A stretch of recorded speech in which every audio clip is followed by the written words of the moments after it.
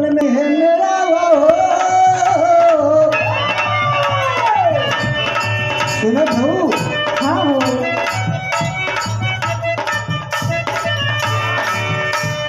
गोरी बनी है मेरा वो प्यार वाली बात हो बेटा। गोरी बनी है मेरा वो प्यार वाली बात हो बेटा।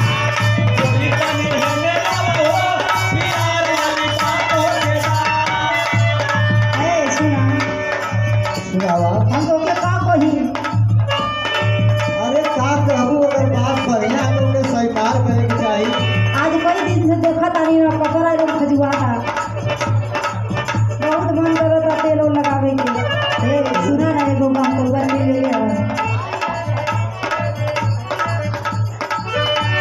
कही का कहे का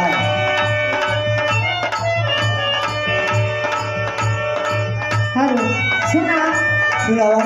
हम का कही कई दिन से नहा नहा के रोज रोज देखा तानी कपारे दम खजुआ था सारा बहुत दिन से परेशान बानी बोले होता तेल लगा चल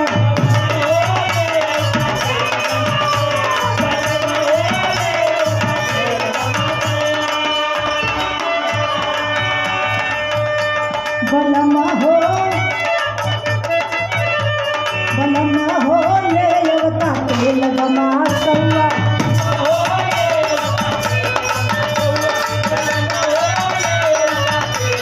सुना अरे कुचुर कुचुर आँख भइल मार भयल धौआ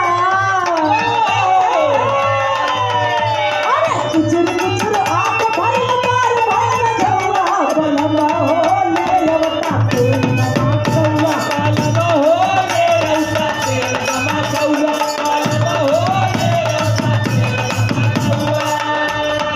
कहे राजा जनी जाई हा हो पूर्ववा